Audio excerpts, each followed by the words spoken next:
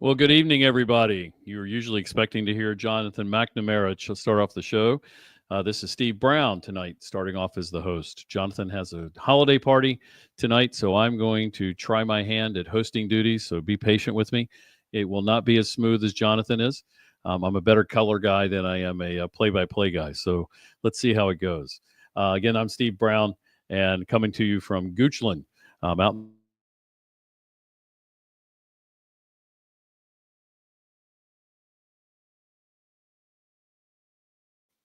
we're going to talk tonight with the folks at they're called the Topper Talk podcast. Those guys will be on with us next, and we're going to then have a couple other segments that we'll deal with tonight, dealing with the bowl. We'll then talk about some transfer portal and some recruiting issues, and then we'll end up with some women's and men's basketball. We've already brought on Michael and Taylor, so I want to get them on first. Let me do the sponsors, and then we'll get it with our fast thoughts. But let me start off with our sponsors. Tonight we got the Montpelier Collective, as we always do. Please remember to buy F-Lot. We've got the F-Lot. It's behind me. Has been delivered to a number of folks. So if you want to buy the F-Lot bourbon for your holiday presents this year, it's a good idea to do it. I've got mine. If you're looking for a good gift, it's an easy one to do. And you need to go on championsdr.com to buy it. So go ahead and do it. We can get it shipped to you. Hopefully, if you haven't bought it already, I can't guarantee you're going to get it before Christmas. I know we were talking about all that with our last podcast, but go ahead and I would order it now. Also, Where's Woody and Your Purple Nation? Great places to buy JMU gifts for the holiday season. And I would go on to their websites or visit the stores. Carol's got her stores in Northern Virginia, Virginia Beach, and here in Richmond. Also want to thank Talent Core and Shoker Enterprises for all they do for us. And with that, I'm going to go ahead and turn over to Taylor and to Michael. I'm going to turn first to Taylor and say, it's good to see you and want to see what your fast thoughts are coming up for the bowl game. Well, I'm looking forward to heading down to Boca Raton. These items of clothing, these sweatshirts, my hoodies, my jackets, the App State and Marshall gear that I wore, I will not be needing that. So I'm looking forward to getting down to some warm weather and cheer on the Dukes. It's going to be great. I'm going to go next, and I'll turn it over to Michael after that. Alice and I lived down in South Florida for 4 years. So we lived right in Boynton Beach where the guys were practicing today. So we've got a lot of good friends down there, know a lot of good places to go. So we'll have some good insight for our folks. Before I turn it over to Michael, let me mention the charity for the sports blog. Chandler's going to put up the screen for us, but the sports blog is running a charity for one of the food banks down in South Florida. We're going to give, Alice and I are going to give to it. We're going to encourage you all as well to give to it. So you'll see it here. JMU Sports Blog is doing that. So in honor of being in the Boca Raton Bowl, they're helping Boca Helping Hands fight food insecurity.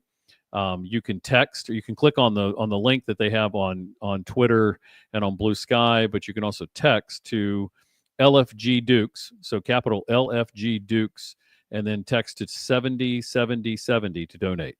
If you want to do that, or you can go directly online. Very good charity down in South Florida. So we want to go ahead and push that a little bit tonight so that all of our listeners can donate to them as well. Michael, let me turn it over to you for your fast thoughts.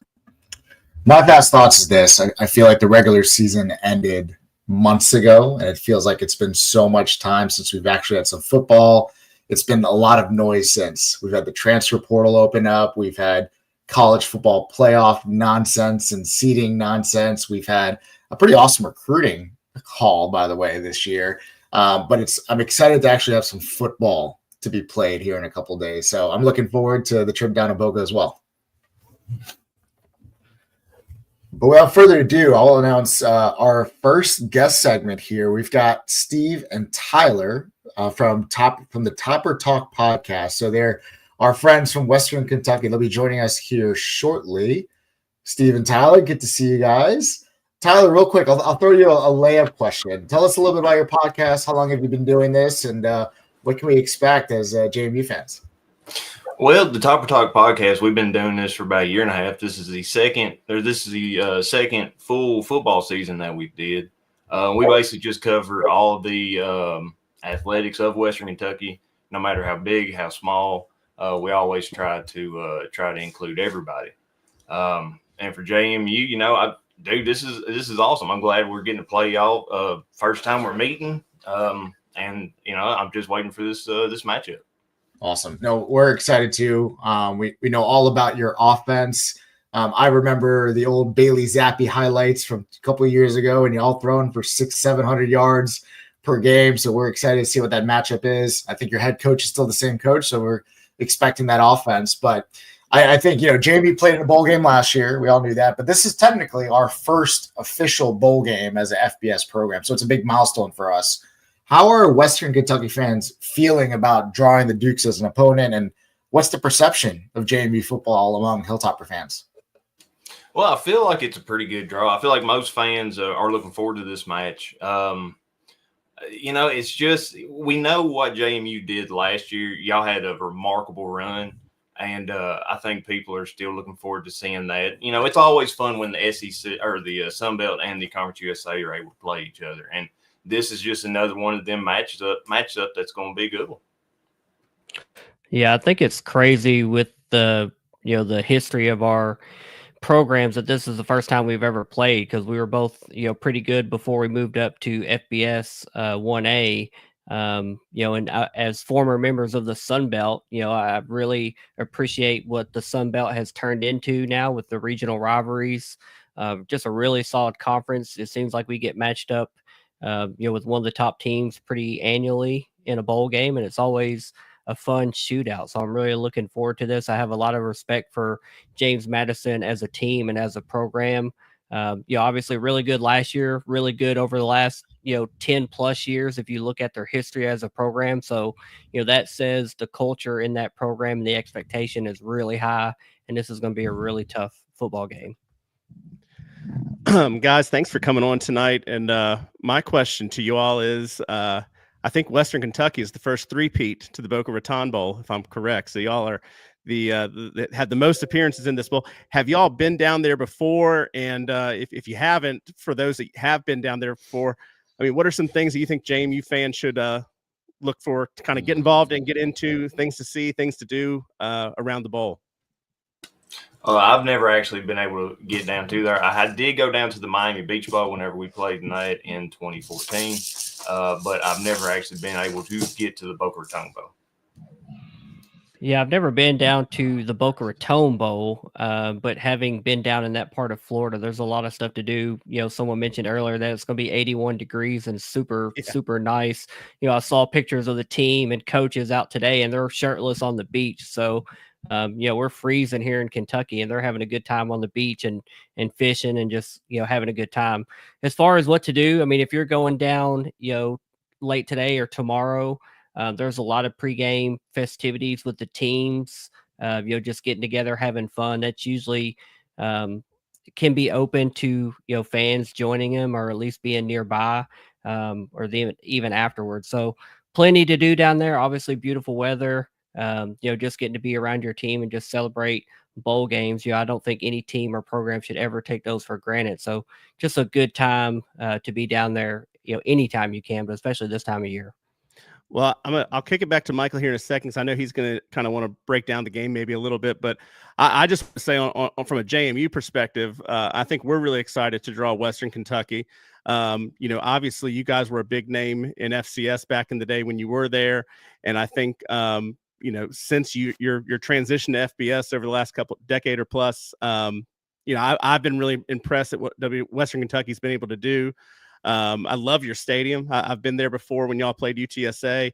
And it's a cool atmosphere. You're one of those G5 programs where, probably the mainstream public, a lot like JMU, is not very familiar with everything. But if you ever get a chance to experience a game day there, good people, good tradition, great football. So I think this is definitely a name when it comes to G5 football that we're excited to get to play down there. So I'll let Michael take it away, and let's talk a little bit about the game and maybe what we can expect.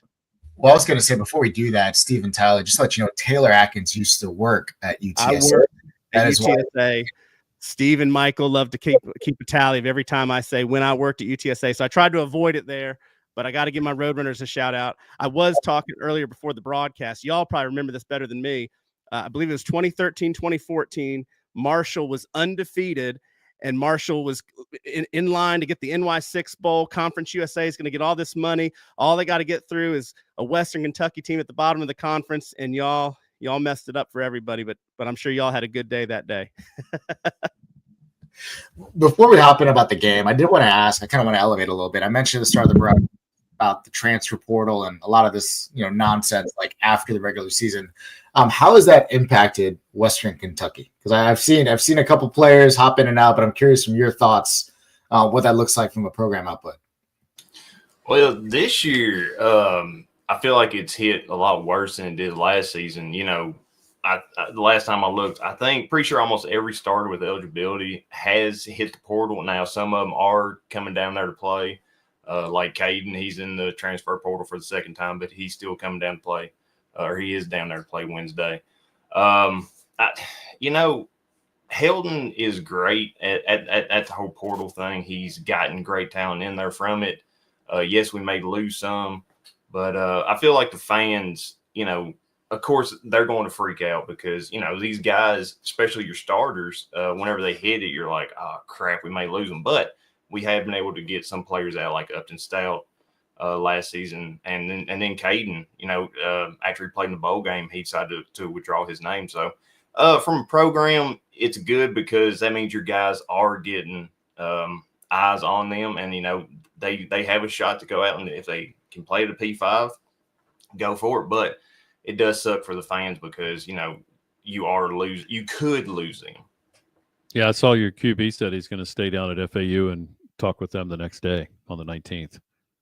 So that's a little sad to hear that he's going to hang out down there and meet with the FAU staff on the 19th. But it happens. It's just the age we're in. So what are you guys seeing in terms of your strengths going into this?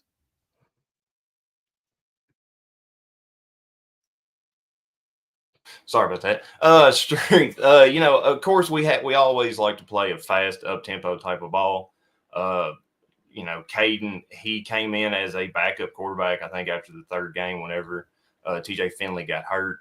And he just came in and you could see a difference in the offense. The last few years, our quarterbacks have been just slinging the ball from Bailey Zappi to Austin Reed. And now you got Caden. He just kind of continued on that history of it. Our wide receivers are great. If they are able to get past your DBs and all that, they are gone. Easton Messer, he's quick. That dude is a weapon that if he catches the ball, he's going to try to run it up. Our running backs, Elijah Young, he's more of the kind of quicker, shiftier running back. We got another one, George Hart III. He's a transfer in from Arizona State. He is a power back. I mean, that boy, he's strong. Elijah Young, he's the one that's going to try to hurdle you, while George Hart's going to run right through you. Yeah, I was going to say our defensive coordinator was mentioning that I think your running back might be top 3 players we played all year, even though he might not have all the stats. But he's going to be a really tough one to play against. And I actually remember Caden now from last year. Did y'all weren't y'all down last year? And then he threw for like 500 yards and then was in the portal the next day and then eventually came back. So I think, we hold Caden we have a lot of respect for him. Plus he's a big kid too. What's one thing about this Western Kentucky roster that might be surprising or maybe something for the JMU fans to watch out of that might be not as publicized? I'm going to let Moff handle this one. Sidekick over here starting to make a little noise. Yeah, I think I want to circle back and talk about the transfer portal just for a second. We have 32 total guys in the transfer portal right now, which is kind of crazy. 2 of those have committed to other schools, so we have 30 guys that are still just out there. We expect a lot, if not most or all of them, to play in the bowl game. You did mention Caden. He's going to go talk to FAU. The new head coach, Zach Kitley, there was the offensive coordinator here in 21, which would have been Caden's first year on the Hill, the Bailey Zappi year, the record-breaking year. So there's some familiarity there. We understand why Caden's going to go take that and have that conversation, play football down in Florida. It's not a bad gig if he's going to look elsewhere. But talking about, this team and what might surprise you is, we've kind of backpedaled at the end of the season. We've lost 3 of our last 4 games. We did beat Jacksonville State in the regular season finale to force a rematch the next weekend for the Conference USA Championship, and just got boat race, quite frankly. 52-12 was kind of embarrassing for everyone involved. But in general, when our defense has played and been sound, we've been good defensively at times. It's been inconsistent. The run defense has definitely been the biggest question mark. But when they play, with good eyes and good angles, we can get off the field and give the ball back to our offense. But it's just been really inconsistent. And I think in this game, if we want to have a chance to put ourselves in position to win, I think our defense has to play sound football and get off the field on third down. Yeah, we do like to run. So you'll see a heavy dose of George Pettaway, Joby Mallory, and Wayne Knight, or which of the Knight brothers is going, Michael? We have 2 guys on the team that are brothers, and I get them confused every time. No, Wayne Knight's the running back. You got him, but you never know. Ymir might get it out of the backfield. You never know. Yeah, so we've got a big old offensive line, and Billy likes to run, so our quarterback likes to go too. So it'll be a heavy dose of running from our group. That's kind of our bread and butter. Taylor, you got anything that you want to chat with them about? Not without mentioning UTSA. Please go ahead. And you can mention Liberty too if you want. No, I'll go off on Liberty. No, I just, again, this, when it comes to the G5 matchups, I think regionality, commonality, peer institutions, similar paths. I mean, again, you guys have been FBS about 22 years, 20, am I right? Somewhere in that. It's like 09, I think. Okay. Earlier than but it's just, you guys have made the climb. And again, I think there are G5 programs out there from a fan base and a culture and a tradition that, despite what's happened on the field, they just don't have. I mean, I don't want to name particular programs, but Western Kentucky's not that. I mean, so this is one of those draws where I love going south. I love that it's going to be nice weather. I love that it's a location people want to go. And it's going to be interesting. You said you had 32 people in the portal, correct?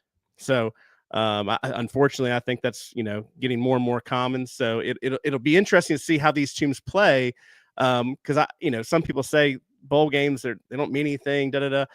It's not. I think these games have a lot of meaning, especially the players playing.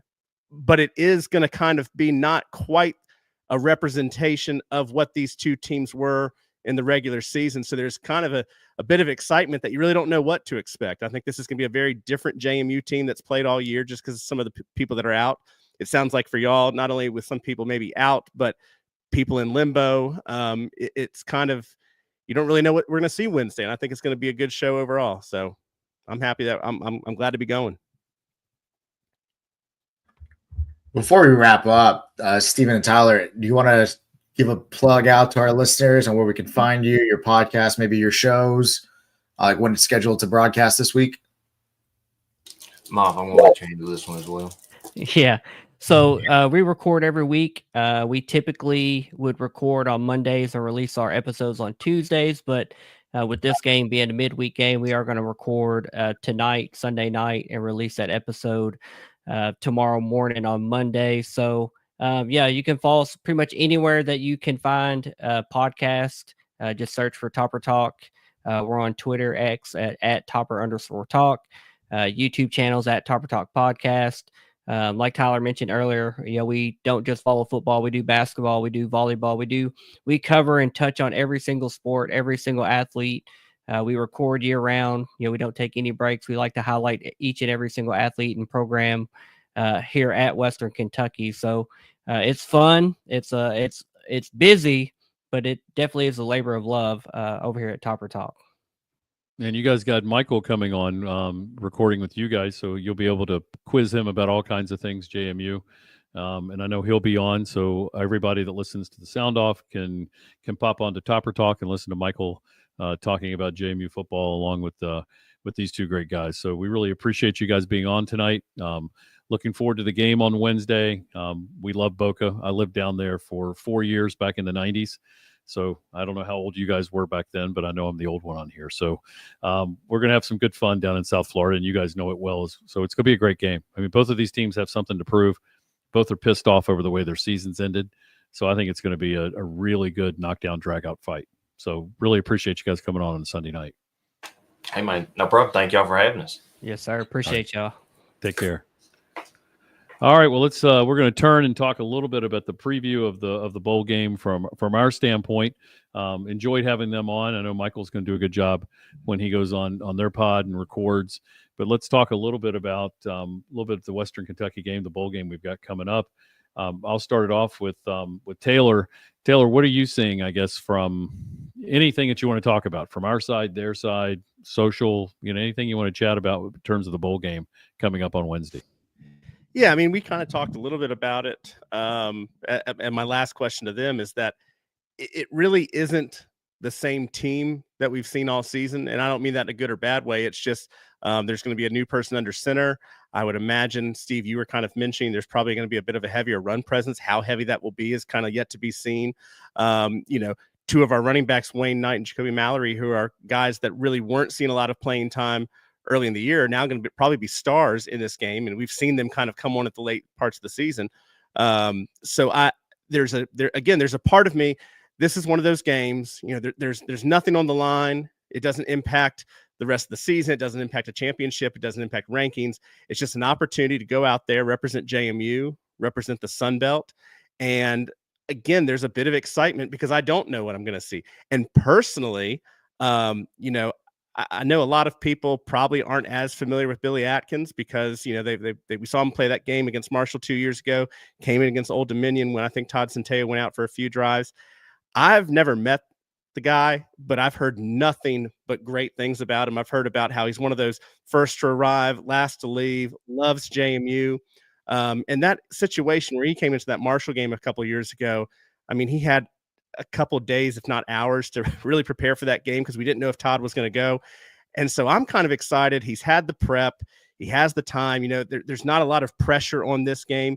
I would love nothing more for Billy Atkins to go out there and just light it up and really, be the guy that brings JMU its first bowl win. I mean, I think it's kind of just this redemption story and a guy that's just been nothing but a great team player and a great guy in the locker room. And so I'm excited to see him play probably most of all. Michael, what about you?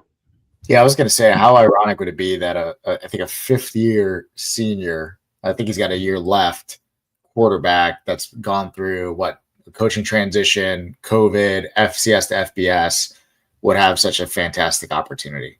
But as much as I want to see Billy and his quote-unquote generational arm on the field, I think we all know what we need to do on Wednesday.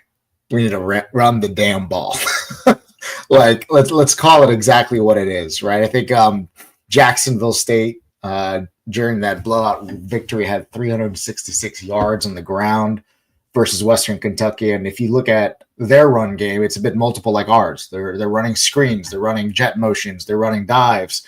It's all over the place. I think we've got a really cool opportunity here with the Knight brothers, Joby, George Petaway, the whole gang, to really showcase what we have. And I think we got a lot to prove, right? Losing to App State the way we did, losing to Marshall the way we did. I think we're going to have a motivated game. I think we'll have some offensive linemen back from what we've seen online, which I think will be really exciting. But overall, I think this is, I think we agree with everyone. 9-4 sounds a lot better than 8-5. And I think we've got a lot to play for. Portal aside, I had no idea Western Kentucky had 32 players in the portal. I really thought I knew their quarterback was in. I knew they had a couple of offensive weapons in, but I had no idea.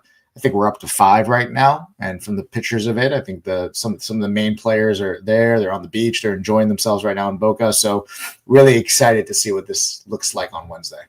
Yeah, I mean, Billy's one of the hardest working guys we've had on the roster for the last several years. He's extremely bright, had opportunities to transfer if he wanted to and didn't want to.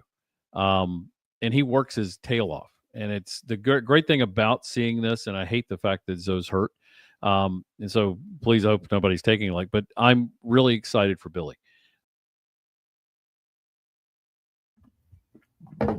I think we lost Steve there for his microphone. He's been having some audio issues. But kind of going off of what Steve was talking about, you think about our offense, and we've lost Tyler Purdy, we lost Io early on, we've now lost Alonzo, we've had some issues on the offensive line, and to continue to see this team kind of put up some of the numbers it has.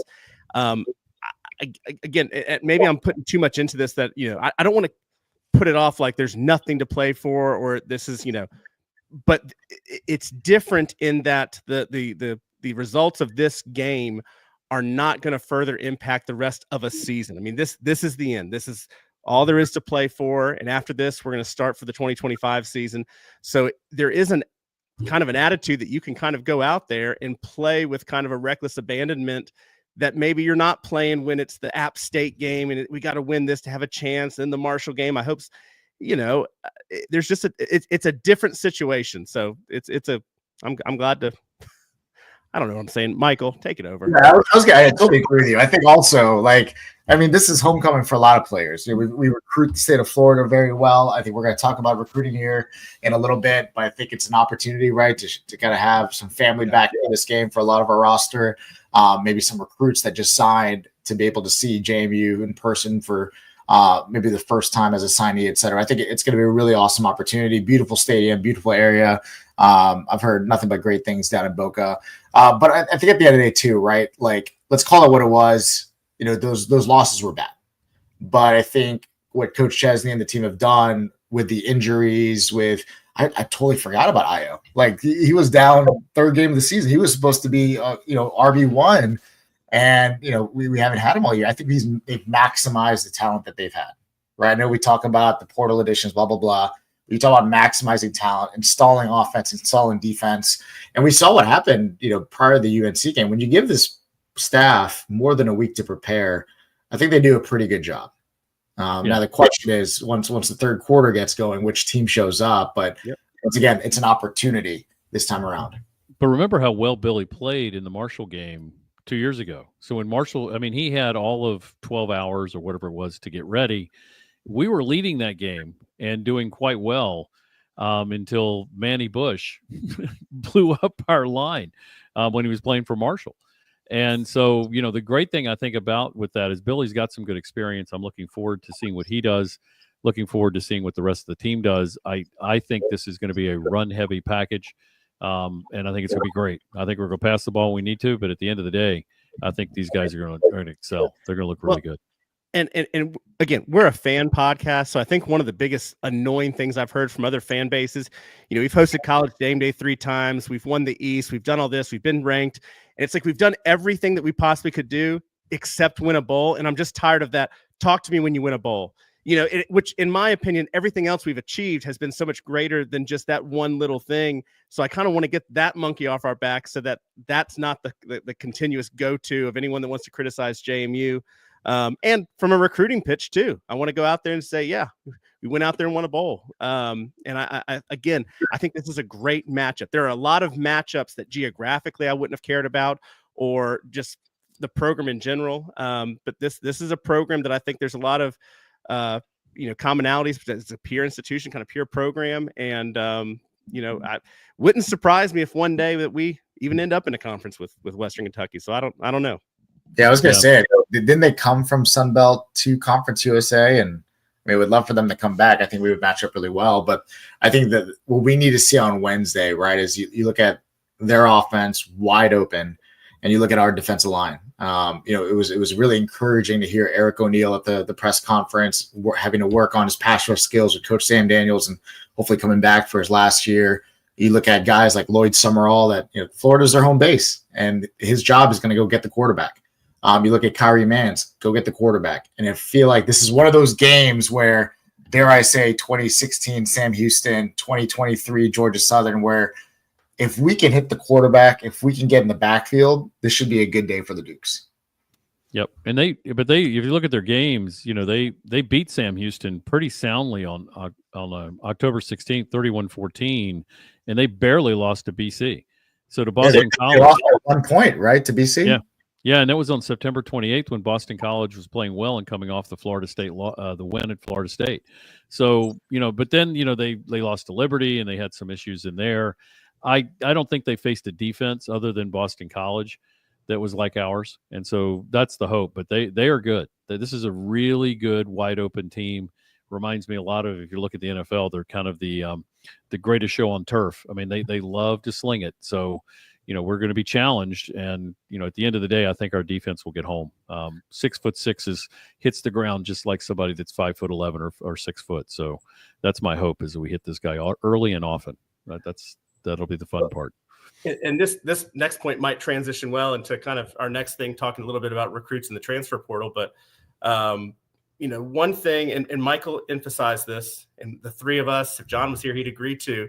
We had some bad losses this year, and they were bad losses, not because the team was bad, but we were up big. We had the momentum, and we let it go. Okay, so 8-4 is not the record that anyone is satisfied with, and 8-4 is not going to be anything that's satisfied with going forward. Having said that, Coach Chesney, I think I just saw JMU Athletics post a couple of days ago his 1-year anniversary. Let this man cook. And if people say, well, I just don't know, I don't know. If you hear the Western Kentucky guys come in and say 32 guys are in the portal, and we have 5 or 6, that tells me that the guys in that locker room believe in this staff, believe in their team, believe in this culture, believe in this program. And, you brought up O'Neill's comments about, wanting to be coached by Sam Daniels. That's the kind of stuff that I want to hear. Again, it wouldn't surprise me to see a couple other guys maybe jump in the portal at some point. But when you look around, I mean, Marshall lost their coach. They have 25, 30 guys in the portal, Western Kentucky with 32. I haven't seen the rest, but I think it says something that a record that is maybe less than what's expected at JMU, and you haven't given this coaching staff one full recruiting cycle, one full year to go out and sell to recruits. Now you can see what I did. Last year he's selling what he did in the past at different levels. He came into this program with very little time to prepare, got a team together, a great team, got a lot of recruits that were overlooked, and put together an 8-4 record. And again, a couple plays here and there, we were in the conference championship, and we possibly could have been, on to bigger and better things. So yeah, I think that might be a good time to kind of transition some of the recruiting and transfer talk that I know Michael wanted to hit on. Yeah, I was going to say, I mean, a big recruiting day. Was it two Wednesdays ago? I think we landed 15 prospects overall. I think we landed our first transfer portal player with Landon Ellis from the University of Richmond. I think we remember them. I think we used to play them back in the day, if I recall. But big, strong wide receiver kid, exactly who we're looking for there. But where do we start, right? I think from a recruiting standpoint, I'm glad you brought it up, Taylor. This is the first full recruiting class for Coach Chesney and co. I think there's been a lot of talk around, is he recruiting well? Is he recruiting the state of Virginia? But I think at the end of the day, you look at a program, Holy Cross, the prior staff, recruited nationally. And I think they went back to what they did well with grabbing players. We had 3 defensive linemen from the state of Florida. We did well in Texas, Georgia. We did well across the Mid-Atlantic. I think we had a couple of Virginia guys, but Pennsylvania, Maryland, you name it. I think we really did well in those geographical areas. But a lot of people, for some reason, love to talk about some of the flips. And I get it. We did lose some folks to Syracuse and Kansas State and Louisville and the school across the mountain as well. But at the end of the day, it's nothing new for James Madison. So I think for our listeners, there's a lot of highlights around negativity, but we've lost players to Clemson, to ECU in the past before. It just means we're shooting for the right guys. But when you look at the type of players we got, we look at really high quality players of both offense and defensive line. We had a surprise with Seth Gaithers from Maryland. It reminds me of Tyler Brown, who he landed from. I think Tyler Brown was from Lynchburg. He was a former Liberty recruit. Very similar style. He had a fantastic game in the state championship game where he made a key play. You look guys from winning programs. I think really that's where we're pulling from. And I'm not surprised again that they were able to land a really quality class. Yeah, and part of what you can do with us is at the end of the day, if you really think you're a P4 candidate, you spend some time with us and get rounded out and get shaped by our goods. I don't want anybody to leave. But in this age of NIL, I don't know what the hell's going to happen. But at the end of if you come to us, you're going to play on a championship team every year, or one that's shooting for a championship. And if you really are that person that can go to the next level, why not spend your first 2 years here? Learn from some of the best coaches in the G5, and then if you're going to make your move, make it. My hope is you don't make your move. My hope you stay, but if you decide to go, this is a great place to come. And I think that's a great sales pitch for a lot of these folks. And I think we're going to see, I think a lot of the guys we had this year stay, because I think they got a great chance next year to make a real run at the playoffs. If we can keep a lot of this team intact, which it's looking like it might. I mean, who the hell knows? I don't know after the bowl game what's going to happen, but based on what I'm hearing, and when somebody says, "Hey, I want another year with the coach," that sounds very positive to me.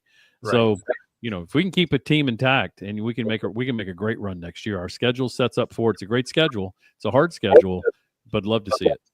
Well, one thing that you've heard coaches all over the country talk about is, in this new era, we're having to recruit our own team throughout the year. And so I'd say when we're gauging Coach Chesney's first recruiting class, it's not just the high school recruits that he's bringing in.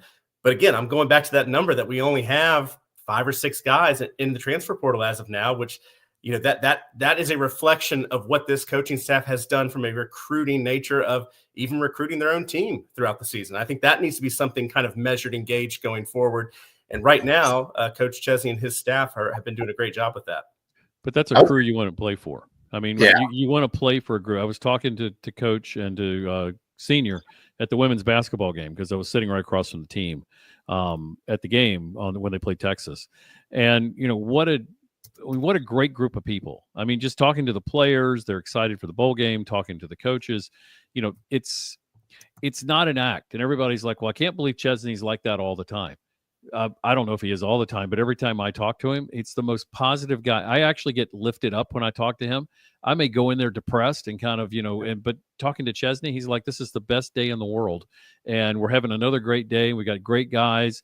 We have a great practice. And it's just so fun to talk to him. And I think that energy is something that these guys have really taken on. Michael, what do you want to chat about?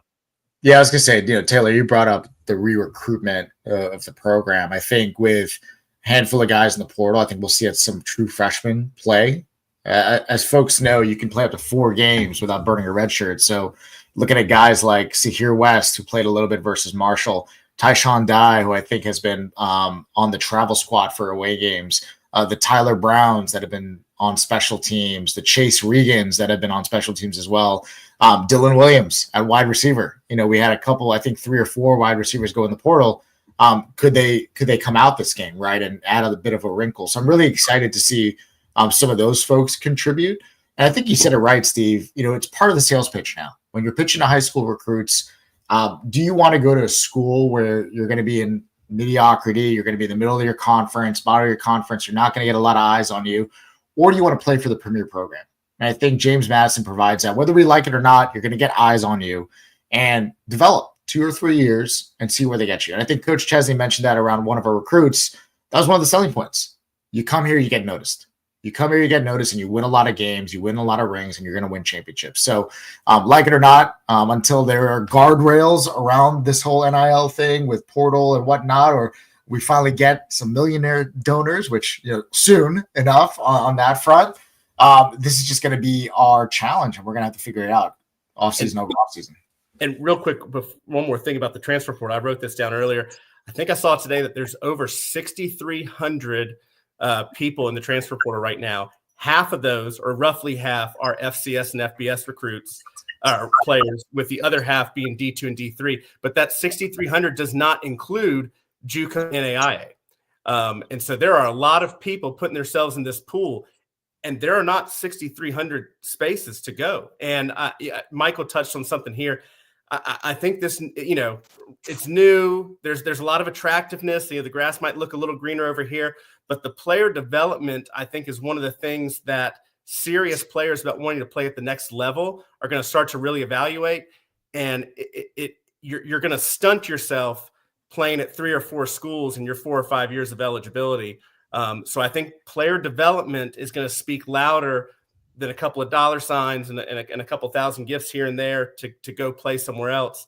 And I would imagine that trend will maybe start to lessen as we get further and further, and you see the results and the consequences of playing for 4 or 5 schools. Yeah, on top of that, though, you're also looking at roster sizes. I know we beat like a dead horse last episode, but going from 125, 130 to 105, you're reducing roster sizes. There's 6,300 players in the portal.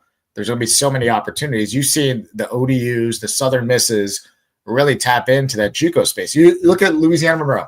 I get it. We lost the game, but their top players were all JUCO guys. And those are guys that probably would have ended up elsewhere, but they're getting caught in the shuffle. So I'm curious, like, what do we do? I know we're eyeing a JUCO running back after we lost one of our running backs to a P5 program right now that I think is going to be signing on Christmas. So curious if we're going to go start going that route again. I don't think we've recruited JUCO since maybe Mickey. It's been a while since we've tapped into that pool, but I'm curious if that's going to have to change. Yeah, but part of what you got to look at when you're coming to JMU is you're going to get a great degree, but you're also going to get mentored by a great group of folks. You're going to get really put to the test, and you're going to play.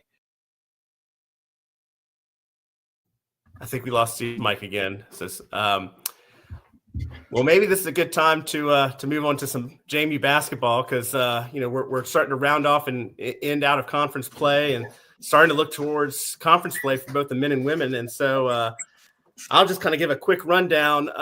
Let's start with the women. The women have been killing it, and they have 3 losses to 3 really good teams. They're 2-2 in the quad 1, quad 2. They're 2-0 against the quad 2 with wins over Villanova and Florida. They have a great opportunity Thursday night against an NC State team. And the good news, as the Sun Belt as a whole, the Sun Belt Conference for women's basketball as a whole right now is 14 out of 31. So a pretty good, decently sized ranked mid-major conference. I think them and Coastal Carolina are both the 2 teams in the top 100. I think Coastal's just inside the top 100, high 90s. I think JMU's net as of the start of this broadcast was around 55. So women's basketball, great out-of-conference schedule, has performed well, is going to go into a tough Sun Belt Conference play coming up here soon.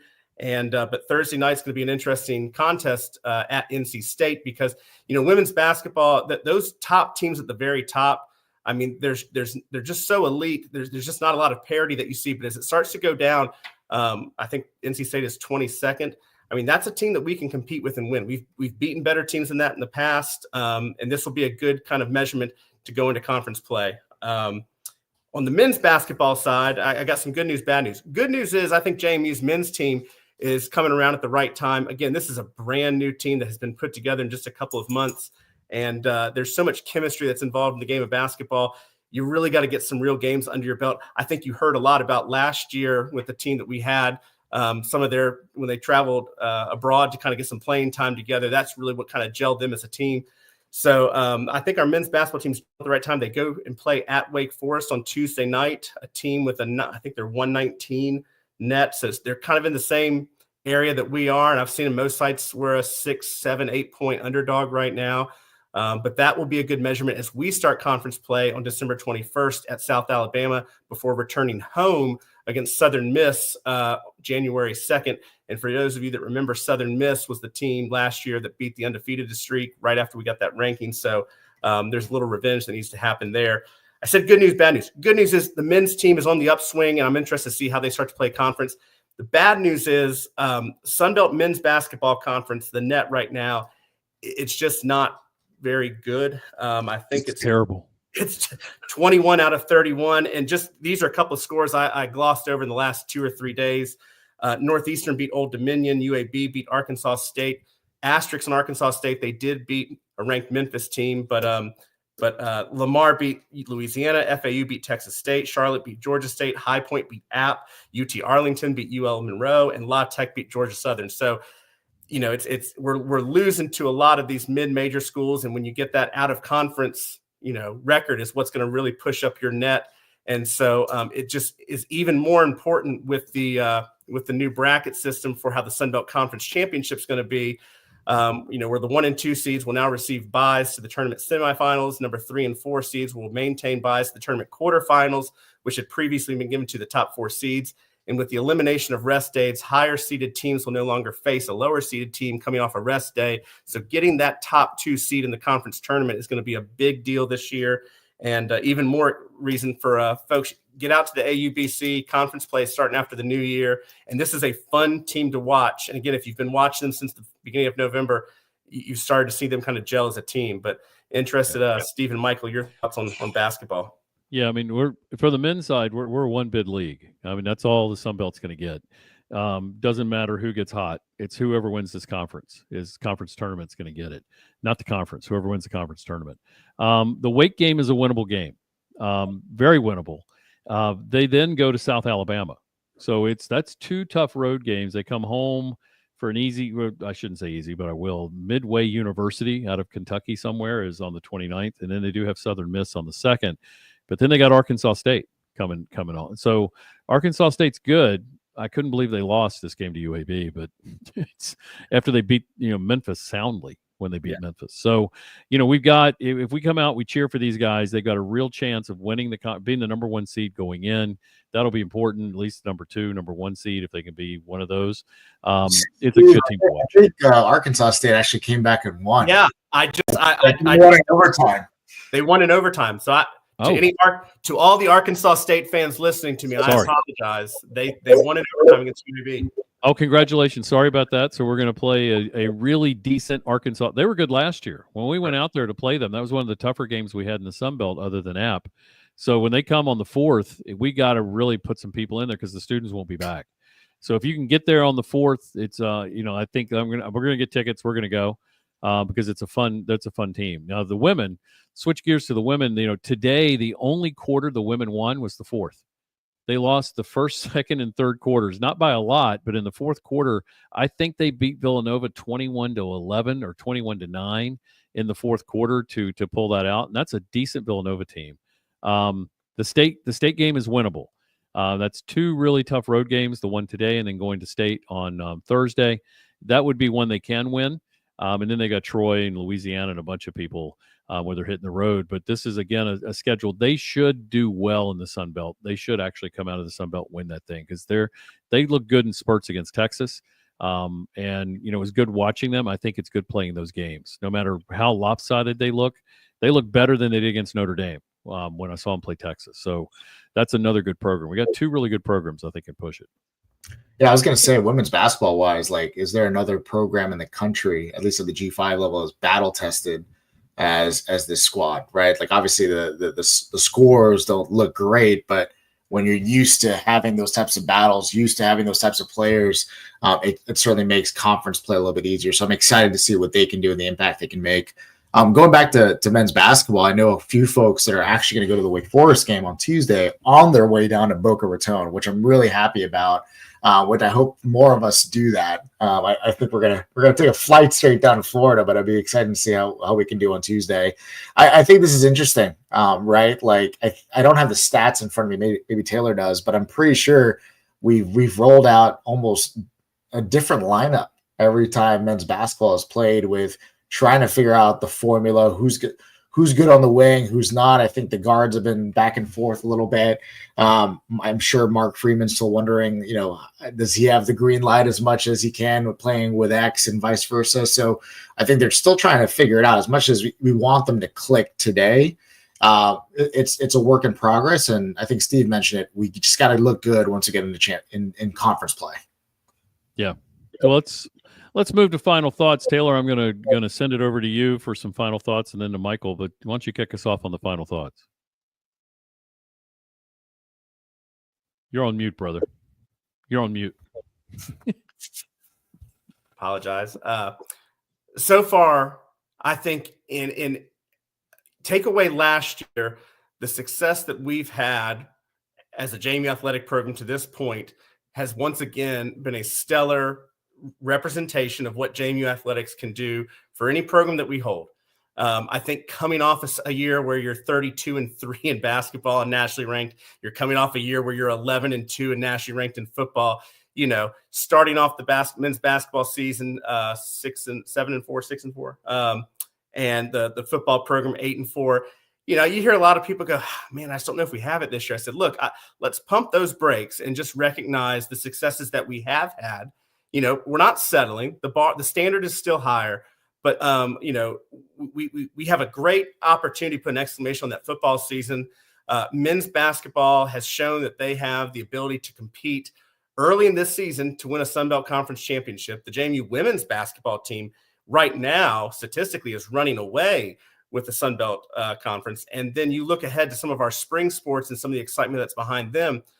This is another opportunity to put to add to the national brand that is James Madison University.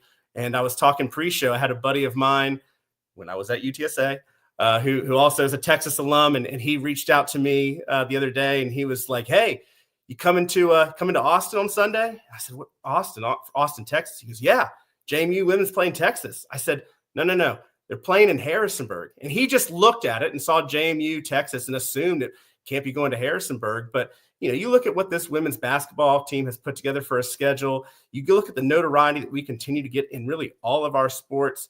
I just want to continue to encourage the JMU fan base to, it might be a half step back from last year, but we're still way ahead where most of us thought we would have been 5 years ago. So when it comes to coming out to these games in person, when it comes to the, Montpelier Collective, when it comes to the Duke Club, when it comes to all the ways to support this program, the momentum is still rolling very much in our favor. And we just encourage everyone to get out to the AUBC this year to see some men's and women's basketball that will continue what's looking to be a great season for JMU athletics. Yep. Michael, what do you think? Final thoughts wise, at the end of the day, this is a historic time for the JMU football program. This is an opportunity for our first bowl victory. And whether you are a fan of the FCS playoffs and national champions or not, this is a big deal. So I'm excited for us to come out on Wednesday. And honestly, I just want us to take care of business. We've had multiple opportunities. We talked about the losses this year. We've talked about, does this team have a killer mentality? And I think Wednesday is a fantastic opportunity for that.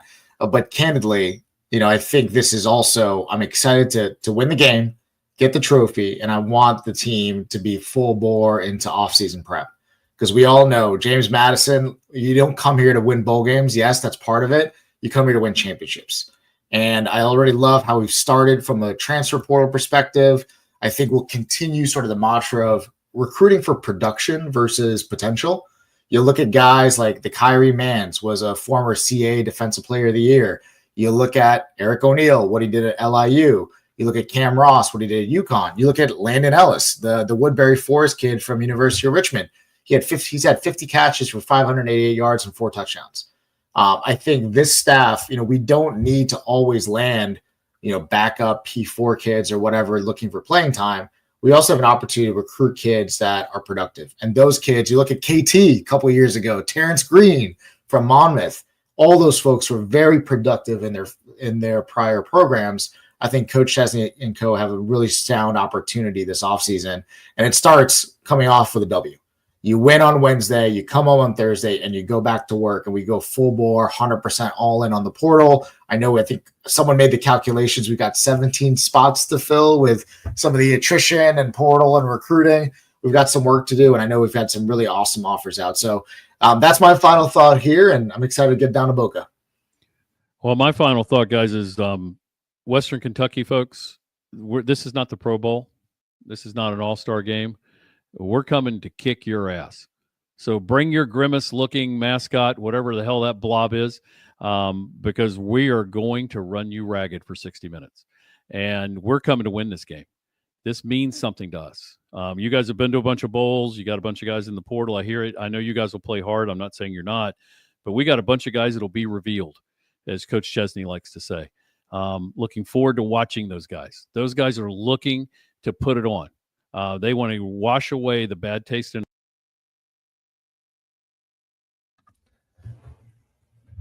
I think Steve is going all in right now on Western Kentucky, so it's probably a good reason the audio went out.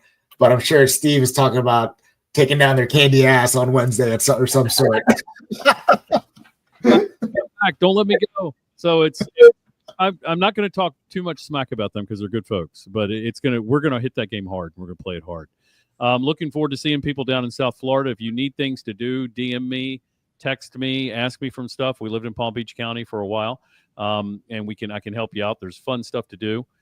Joe Shoker and I are going to go play some golf on Tuesday. I can help you out with some golf courses. If you want to go fish, I've got some places to fish.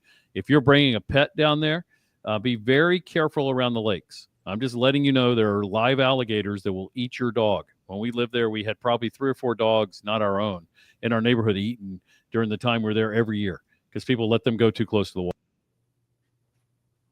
Oh, there he goes. I think perfect time for the audio to go out. Gator got his mic, but I think that's the podcast gods. We rarely finish under an hour, so let's go ahead and wrap it up now so we can finally get that under an hour. We're excited to be down there. The team's excited. We have a JMU football game Wednesday night, prime time. It's the only bowl game on national TV that night. Turn on your TV, get to the watch party, and let's go Dukes. Let's go. All right. Let me thank our sponsors. So I want to thank our sponsors, the Montpelier Collective, Where's Woody, Talent Corps, Your Purple Nation, and Shoker Enterprises. I want to thank all of our listeners for the year that we've had, for the season we've had. You'll get content from us. We'll all be down at the bowl game starting tomorrow. So you'll get some content from us from down there. It won't be a full show, but we will definitely give you a little bit of content. We'll be off the rest of the year. You won't see us back until after the first of the year. We're going to take the next 2 weeks off. So we will be off for the next 2 weeks, but we will be back after the new year for basketball season. So on behalf of Steve Brown, Michael Evangelista, and Taylor Adkins, go Dukes. We'll see you in Boca.